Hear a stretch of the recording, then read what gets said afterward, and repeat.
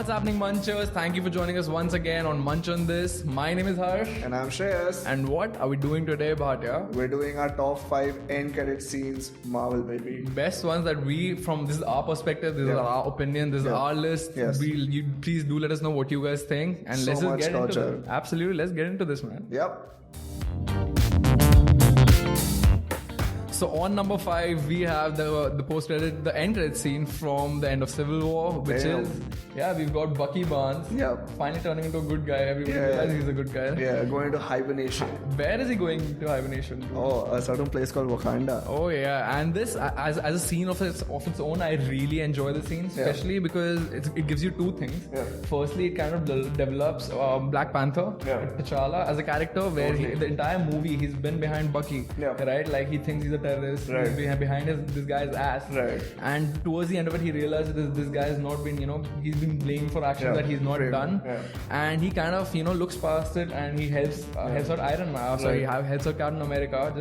Helps with Bucky with his whole brainwashing thing. Right. Yeah, and not just with Bucky, man. Even with like Baron Zemo, and like we find out that obviously he's the actual villain, but however, and you'd rather just kill him, but like he stops him from killing himself. Exactly. Yeah. So this is in terms of character development, in terms of setting up Black Panther and Wakanda. Yeah. It does set up Wakanda as well. Just the final statement where they say they let them find us. That sets up a lot. And secondly, like I said, I think this is where it tells us that Bucky is now like a proper good guy.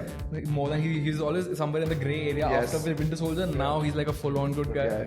So I think that sets up Bucky's character really well as well. So this is one scene I really enjoy. Number 4. So we've got Guardians of the Galaxy 2. In the entire movie, they're basically hired by this race called the Sovereign. And we have Aisha, who's the golden high priestess of the Sovereign. And we see this chamber. And apparently this is like the next step in evolution. And like... It's a birthing pod. It's a birthing pod, And like, whatever her disciple is like, what are you going to call him?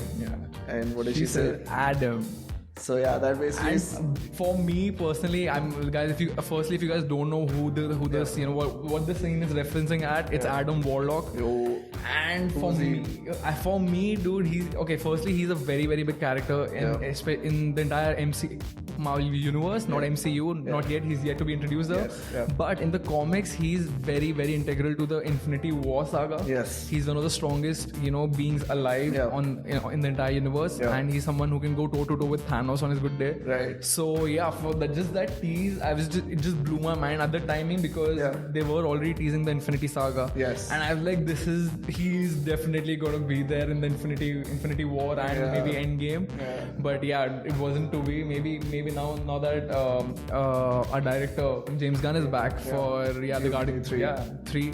So maybe now we finally get Adam Warlock. But this is a character that I'm really, I really want to see him like on the big screen. Totally, man. I mean, and also I think why I really like him is that he's not a clear-cut good guy or a bad guy. He's almost like an anti-hero, and he does his sort of own thing. And he always has his own agenda. Exactly. And he considers himself like very godly. So he thinks like you guys are below me and beneath me and stuff. And he can handle like the Infinity Gauntlet with all the stones without much harm. No harm. Right. So very, very cool character, and it just sucked that we didn't get to see him, but hopefully there are more plans for him now. Absolutely. Now that GOTG 3 is out, supposed to be out in the next 2-3 years.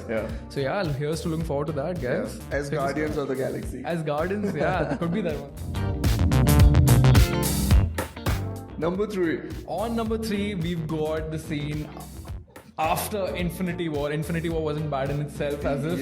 just like the last few moments of that movie is just heartbreaking, wrenching, and then you have this scene at the end of it. Absolutely. You've got Mariah Hill and Nick Fury in a car, and they just see shit around them just like hitting the fan. They get out of the car, and Mariah Hill just turns to dust.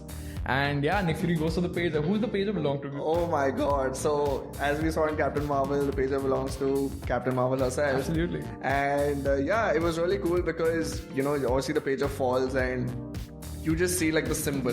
Yeah, and a lot of people didn't catch up to it initially, right? Exactly. I lost my shit because I was like, dude, thank God they're finally doing this, because she's supposed to be like one of the most powerful characters. Right. And obviously they missed her at Infinity War, and she was like the missing piece in Endgame. So this was, in terms of significance, in terms of, you know, what it was introducing, female character finally for Marvel.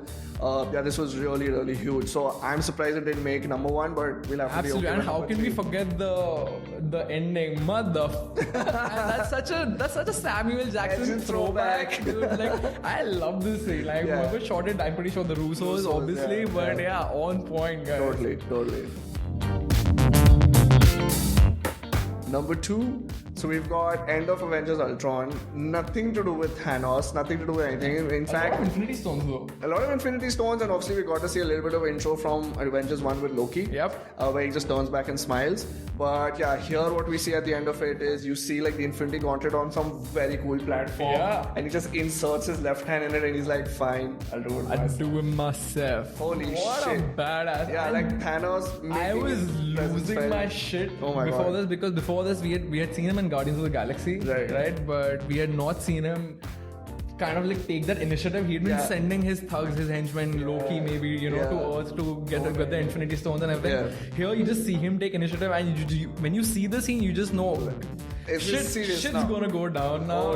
This guy's serious. Even though he's smiling, this guy means business. Oh yes. So yeah, and was Josh Brolin already on board by the time? He was. I think the only thing, I mean, even when he smiles back, I think they did use like a similar face structure of him. Oh wow. Yeah, but he wasn't signed on for movies. He was just signed on to make appearances. All right. And I think once they wanted to get him on the voice is still Josh Brolin. The voice is still Josh. Oh, kick-ass, man. Yeah. And I've always loved Josh Brolin as Thanos. Oh, he's badass. Yeah, I think as a villain, I love Thanos. I was Team Thanos in Infinity War. A lot of people. I was Team Thanos in Infinity War. I'm a morbid guy, but yeah. Oh, and not in Endgame? No, not in Endgame. He was a little more one-notey in Endgame. So yeah. But yeah, this scene really got me excited for him. Totally. Before we get into number 1, obviously we had a really hard time choosing, so we have some special mentions. Yeah, obviously. Special mention number 1 is one of my favorite scenes. Is obviously, I'm pretty sure everybody loves this scene. It's Baby Groot dancing and Drax keeping an eye on him. And I know the scene is more fun than setup or anything. But it's Baby. How can you not love Baby Groot? And like grooving along. Dude, like Jackson 5 dancing with Jackson 5. I think it's a perfect scene. James Gunn did such a good job to catch the essence of these characters. Yeah, man. Even in this post-credit scene when he's still a kid and Drax is just, you know, he stops every time Drax looks at him. It's such a fun take, but it's still got heart, it's got humor. And that's James Gunn for you guys. Oh yes. That was really cool. It was a lot of fun. And obviously, like, I think out of all the characters, like, there was so much humor and stuff, but like Groot, like, to see him as an adult, and then the end was so sad, and then to like set it up like, no, he's not dead, it's okay. So that was really cool. Okay, so my special mention is not particularly an end credit, but I mean, I think we still owe it to this, is that at the end of Endgame, we're all waiting, and all you hear is clanks, and the 3 clanks. Ting, ting, ting. Exactly. So, yeah, I mean, we're pretty sure that it's, I mean, also at the end of Endgame, you know, we have the funeral, it's super sad, we see so many characters from so many movies long back ago. So many of them, man. Guys from Iron Man 3. That small kid was there, right? He's all grown up. Exactly, yeah. So that's an homage to like RDJ and Tony Stark, where he was making Mark 1 in the cave. Yeah, from the first movie. And it's also almost signifies like this is the end of the Avengers in Phase 3. It's an end of an era. I think that's what, more than anything, that's what it signifies. Those 3 clanks, this was built up to this. From the first movie, it was supposed to build up to this. And now it's like come to an end. Robert Downey's doing his journey and this entire saga. And like there's not much to see, but every time I hear that clank, even when I watch it's goosebumps. Yeah, it is goosebumps, man. It's goosebumps every time. Yeah, and we all know like Kevin Feige is at the helm of Marvel and he's doing a thing, but RDJ has been like a godfather, like to everyone. Totally. And yeah, I mean, not just him, but even Chris Evans like retired. So yeah, this was tough. So that's why we just had to mention it. Yeah, very had to be here. Yeah. Number 1. And on number 1, we've got the first first scene. Exciting. Yeah, dude. Of the Avenger Initiative. Yo. Which movie is this from? This is from the Incredible Hulk, which I love. Which I hate. Which I'm kind of about. Not hate. Hate's about. It's a harsh word. Yeah. Right. But it's really cool. So we see General Thunderbolt Ross, drinking his sorrows away. Absolutely. And we see a cool, calm, composed AF RDJ Tony Stark. Where is RDJ never composed? He's composed in the face of death. Like the guy who says, "I am Iron Man" to Thanos, dude. Like, So that was really cool. I mean, coming from Iron Man 1, where it's only about him, and then even at the end of Iron Man 1, Fury comes to him and says, "Oh, you think you're the only one? Like, we have some more stuff going down." And then to see like Iron Man like not only like approve of and like realize what his role has to be, but like there are bigger things going on. And he's like, "Fine, man, we got to do and this." he takes the initiative to kickstart this initiative, reach out to other people, reach out to the big players, and trying to get them all to come together to form a team. And who's we? So yeah, firstly, I love the scene. And like if you think about it, Iron Man 1 and Hulk, they're set just 2 months apart. Yes. The release was just 2 months apart. So it was a really ballsy move from Marvel, from MCU to just put in Tony Stark, even though his movie had just come out 2 months prior.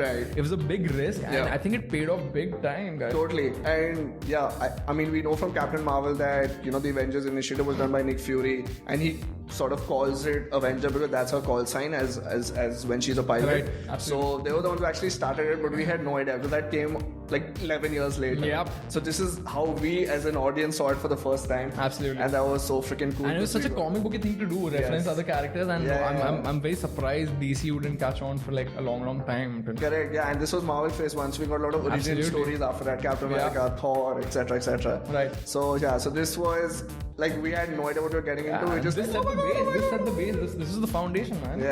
Absolutely. So so that had to be number one for us. This was like a throwback. It was nostalgia. It was RDJ. So that made number one for sure.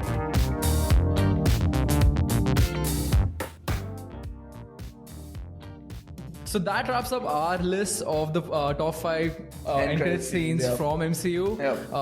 Do let us know what your 5 favorite scenes are in the comments below. Let's have a debate on this, guys. And like, share, subscribe as usual. We'll be back with Munch on this next week. So be back for more, guys. See you guys. Cheers.